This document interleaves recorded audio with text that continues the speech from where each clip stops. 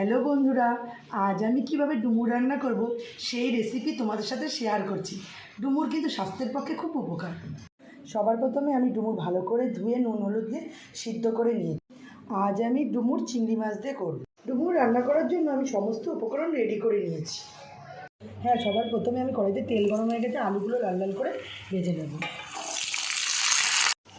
আলু লাল লাল করে ভাজা হয়ে গেছে, এবার আলুটা আমি তুলে নেব। ওই একই তেলে আমি চিংড়ি মাছটা ভালো করে ভেজে নিলাম।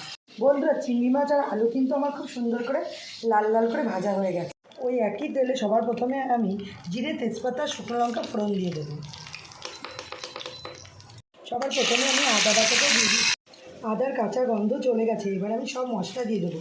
আমি জিরের গুঁড়ো, লঙ্কার গুঁড়ো, ধনের গুঁড়ো, লবণ আর হলুদ একসাথে দিয়ে দিচ্ছি। টমেটো কুচি দিয়ে আমি ভালো করে মশলাটা কষিয়ে নেব।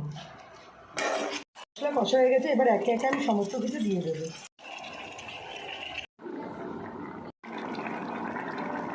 আমি সামান্য চিনি আর গরম মশলার গুঁড়ো দিয়ে দিয়েছি। এবার সবশেষে একটু ঘি দিলেই তৈরি হয়ে গেল ডুমুর। তোমাদের যদি আমার রেসিপি ভালো লেগে থাকে তাহলে প্লিজ লাইক, কমেন্ট, শেয়ার করতে ভুলো না কিন্তু।